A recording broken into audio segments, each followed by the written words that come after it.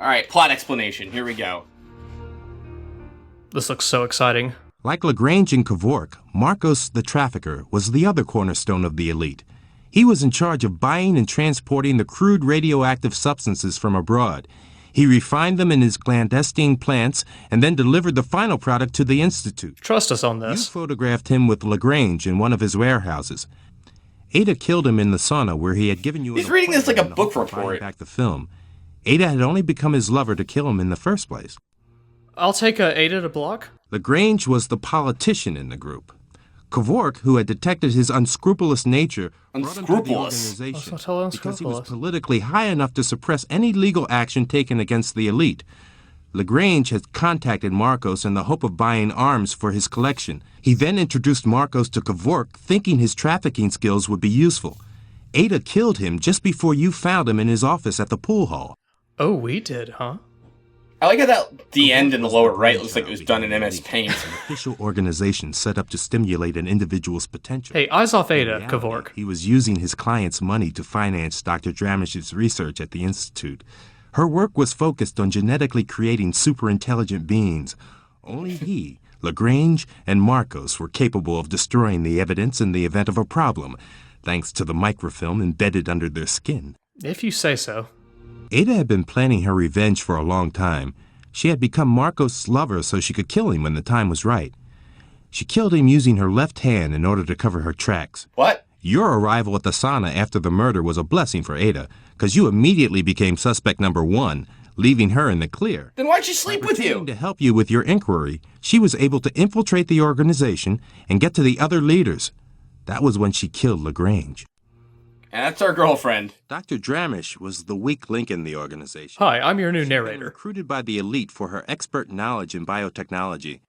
During her research financed by the elite, she discovered possibilities for controlling chromosome mutations by using radioactive substances. She was the one who implanted the microfilm and was responsible for retrieving I them feel in like the maybe event this of deaths. information could have been The useful fact that she was during the left-handed game? made you think No. she was guilty of the murders. The eraser, Lagrange's trusty henchman, He could was point a in gun charge of and all talk on the sensitive walkie-talkie at the missions. same time. His boss ordered him to follow you day and night. He was the one that shot at me instead of you once he traced you to my dump, thanks to the bugged glasses. The eraser? Inspector Seriously, Van that Zandt was on guy? the organization's payroll. He received orders to eliminate you, Max, because he thought What? you were the one who killed Marcos and Lagrange. And he's very busy He was right ordered now. to cover up the whole affair because it got out and began causing trouble for the elite. And we never took care of that. So did that explain everything? I have more questions than I had before. I would have clicked on the end first thing. I would be so flabbergasted and confused if I couldn't care less. Wow, that's amazing. So that finally clears the air about Urban Runner.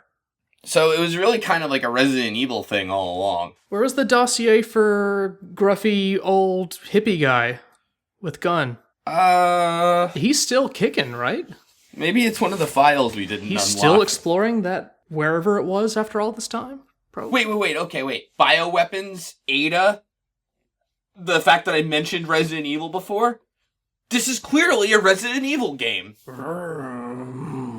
Like, you know how you couldn't give a shit about the plot and most of it was laughable? And how the first antagonist kind of sounded like a zombie?